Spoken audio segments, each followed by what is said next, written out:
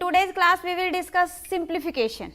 अब अगर हम बात करें सिंप्लीफिकेशन की, तो सिंप्लीफिकेशन में मेनली होता तो ये है कि आपके पास एक एक्सप्रेशन गिवन होता है, एक एक्सप्रेशन आपके पास गिवन है and you solve the expression and give a single answer. But अगर हम बात करें सी सेट की, तो सी सेट में ऐसे क्वेश्चंस नहीं आते, सी सेट के अंदर ऐसे क्वेश्चंस नहीं आते हैं. सी सेट में सिंप्लीफिकेशन के कौन से क्वेश्चन आते हैं कि वर्ड प्रॉब्लम्स आती है.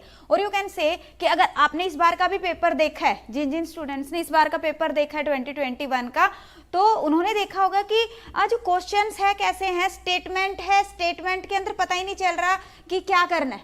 ठीक है, जिन स्टूडेंट्स ने प्रैक्टिस की हुई है वो इजिली कर लेंगे. मीन्स व्हाट कि कुछ लॉजिकल क्वेश्चंस आपको देखने के लिए मिलते हैं, लॉजिकल क्वेश्चंस आते हैं एग्जाम के अंदर.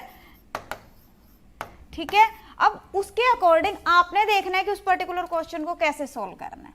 यू कैन से कि जो सिंप्लीफिकेशन की वर्ड प्रॉब्लम्स मैं करवा रही हूँ, कुछ लोग उसको कंसीडर करते हैं this is arithmetic reasoning. Arithmetic reasoning क्यों कहते हैं? रीजन बीइंग कि यहाँ पे जो क्वेश्चंस हैं उसके अंदर अर्थमेटिक का कंसेप्ट तो यूज हो रहा है, ऑब्वियसली मैथमेटिकल कंसेप्ट आपका यूज हो रहा है, बट वहां पे लॉजिक ज्यादा यूज हो रहा है, आपका लॉजिक ज्यादा यूज हो रहा है. तो जो स्टूडेंट लॉजिकली स्ट्रॉन्ग है वो इस तरह के क्वेश्चंस को इजीली कर लेते हैं.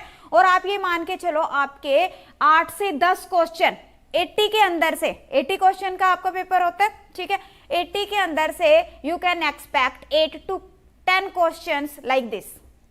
ओके, अब यहाँ पे बात आ रही है कि हाँ जी जो क्वेश्चंस आएंगे, अब एज इट इज तो स्टेटमेंट मैं भी नहीं बता सकती कि क्या स्टेटमेंट होगी, बट जो सिंप्लीफिकेशन पे क्वेश्चंस बनते हैं, जो क्वेश्चंस सिंप्लीफिकेशन पे बनते हैं, बेसिकली वो किस में से आते हैं? या तो उसके अंदर फ्रैक्शन का कंसेप्ट यूज हो रहा होता है.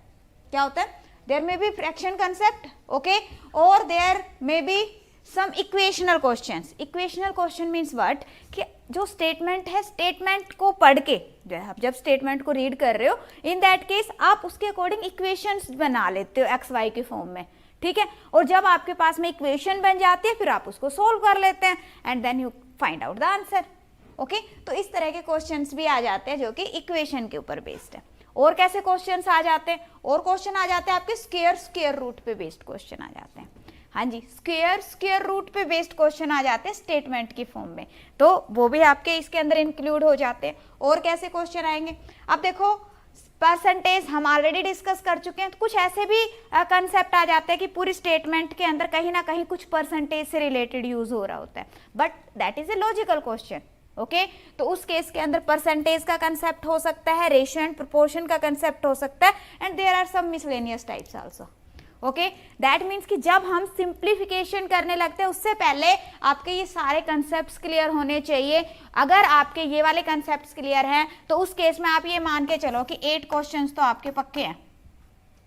ठीक है, और जो ये 8 क्वेश्चन है इसी के बेस पे लोग डिसाइड करते हैं कि पेपर का लेवल क्या था, पेपर का लेवल क्या था. क्योंकि अगर जो लॉजिकल क्वेश्चंस को सॉल्व कर लेता है वो कहेगा कि इजी पेपर था, बट लॉजिकल क्वेश्चन है, अगर हमें लॉजिक नहीं मिल पाया तो इन दैट केस हम क्या कहेंगे कि पेपर टफ था. सिंपल इतना सही है. तो लॉजिकल क्वेश्चंस पे सभी ने प्रैक्टिस करनी है, जहां से भी आपको लॉजिकल क्वेश्चंस मिलते हैं उन पे प्रैक्टिस करेंगे. ओके, सो स्टार्ट करें. अभी तक किसी का रिप्लाई नहीं आया कि हाँ जी आवाज प्रॉपरली आ रही है. देखिए, स्टार्ट करें. आज के क्लास के अंदर बेसिकली हम क्वेश्चंस ही डिस्कस करने वाले, only I will discuss questions. Okay, और सभी ने साथ साथ में क्वेश्चन को सोल्व करना है. मेरे सभी ने साथ साथ सोल्व करना है. सभी अपना पेपर पेन लेके बैठेंगे, सभी क्लास के अंदर पेपर पेन लेके बैठेंगे, सभी ने क्वेश्चंस को सोल्व करना है, बिकॉज लॉजिकल क्वेश्चन है. थोड़ा सा आपने भी देखना है कि क्या मेरा लॉजिक बिल्ड हो रहा है, मेरा लॉजिक बिल्ड हो रहा है इसके अंदर. ओके, सो देखिए, जैसे फर्स्ट क्वेश्चन है, यहाँ पे एक क्वेश्चन है आपके पास में स्क्रीन पे. क्या है यहाँ पे question? In a class there are 18 boys. मैं ये नहीं कहूंगी कि एज इट इज क्वेश्चन आएगा एग्जाम के अंदर, बट यहां से हमारा थोड़ा लॉजिक क्लियर हो जाएगा, हमें लॉजिक बिल्ड करना आ जाएगा कि ऐसे क्वेश्चंस को कैसे हमने सोल्व करना है. Okay, yes Monica. तो देखिए क्या है, in a class there are 18 boys. Class के अंदर कितने बॉयज है? 18 बॉयज है who are over 160 centimeter tall.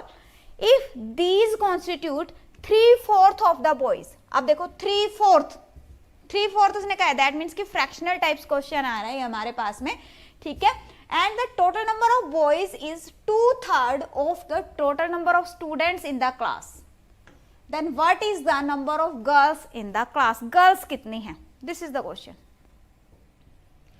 अब जैसे ही मुझे मिला क्या, in a class there are 18 boys who are over 160 centimeter tall. तो जो ये 18 है, बिल्कुल आराम आराम से आज की क्लास के अंदर बिल्कुल स्लो चलेंगे हम, ठीक है, क्योंकि बार लॉजिक बिल्ड आना होना चाहिए आपका. क्या कहा उसने, 18 बॉयज हैं who are over 160 centimetre tall. अब इन 18 बॉयज की डिटेल आपके पास में कहां पे गिवन है, दिस इज द डिटेल. क्या कह रहा है, these constitute 3/4 of the boys, that means this value is equal to 3/4 of boys and this is given as 18. पहले ये देखो, ये लाइन इस पर्टिकुलर स्टेटमेंट से क्या हम ये बना पा रहे हैं, बिल्कुल सिंपल था. क्या कहा कि ये 18 बॉयज हैं और वो क्या है, 3/4 है किसका, बॉयज का. ओके, सो यहां से मुझे क्या मिल जाएगा, कैंसिल आउट किया, b is equal to 24. That means कि टोटल बॉयज कितने हैं, 24 है.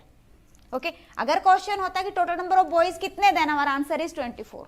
बट क्वेश्चन में आगे भी कुछ गिवन है, क्या है, and the total number of boys, total number of boys is 2/3 of total number of student in the class.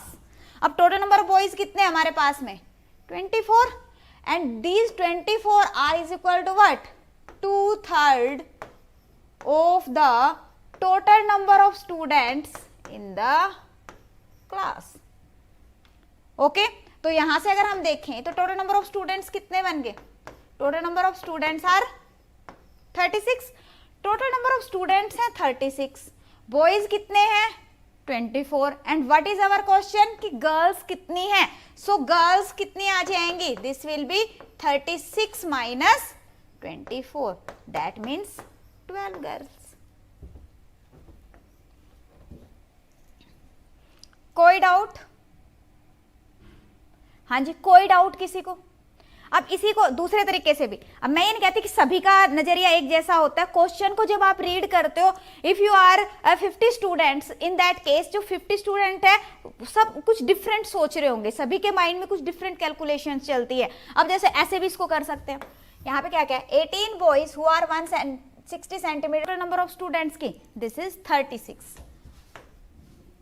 Okay, दोनों केसेस में 36 बन रहा है. अब उसने कहा है कि गर्ल्स कितनी है, बॉयज कितने हैं. अब उसने यहाँ पे क्या कह रहा है कि if they consider 3/4 of the boys, 3/4 क्या है, बॉयज है, दैट मीन्स कि 1/4 क्या है, 1/4 क्या है, गर्ल्स है. 1/4 इसका 1/4 करेंगे, सॉरी यहाँ पे क्या कह रहा है कि constitutes the 3/4 of the boys and the total number of boys is 2/3. Total number of boys कितने हैं, 2/3 है, बॉयज कितने हैं, 2/3 है, दैट मीन्स गर्ल्स कितनी है, 1/3 है. तो गर्ल्स कितनी आ गई इसकी, 1/3, 12. सो ऐसा नहीं है कि एक क्वेश्चन एक ही मेथड से सॉल्व होगा. जब लॉजिकल क्वेश्चंस एग्जाम में आते हैं देन आप डिफरेंट डिफरेंट लॉजिक्स वहां पे लगा सकते हो. ओके, सो नेक्स्ट माइनस कर देती हूँ, ठीक है. तो वैल्यू कितनी आ जाएगी आपके पास में, 1/24. So your answer will be 1/24.